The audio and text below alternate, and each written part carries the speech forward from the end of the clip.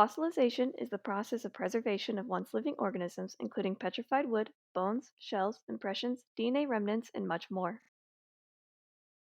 There are 5 ways that organisms can be preserved: preservation of original remains, permineralization, molds and casts, replacement, and compression. Preservation of original remains is the rarest form of fossilization. It occurs when an organism is trapped in tree bark resin and solidifies to become copal, which after 10 million years is then deemed amber.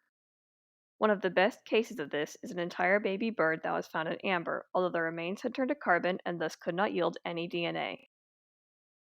Another way it occurs is when an animal is encased in permafrost or grounds that remain constantly frozen for at least 2 years, most common known examples being mammoths and mastodons.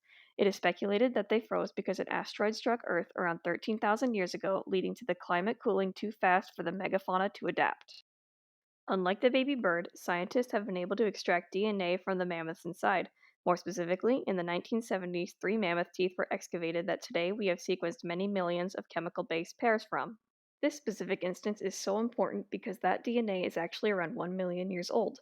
That's the oldest DNA strand that has ever been retrieved from a specimen. Cases like these are so rare because once an organism dies, its chromosomes degrade more and more as time passes until the DNA strands are too small to get any significant information from, even if they were to be extracted. Permineralization is the most common form of fossilization.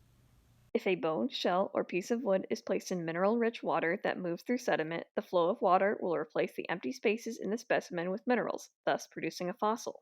This particular ammonite is opalized. In this case, silica filled the empty spaces of the remains and under the right conditions became opal. Same concept goes for this ancient turtle skull, which is clearly a different rock than the matrix it was found in. Replacement occurs when a different mineral replaces a bone or shell that has dissolved away.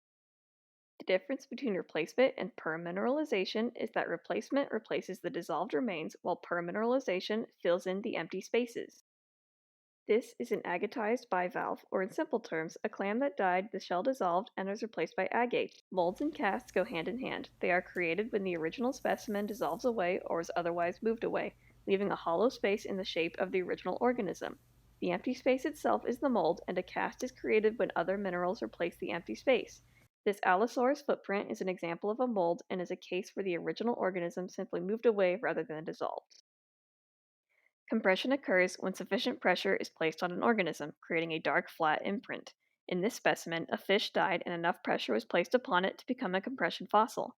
These 5 processes of fossilization allow us to go back in time to see how life today came to be and are very important to understanding how life will continue to live and evolve.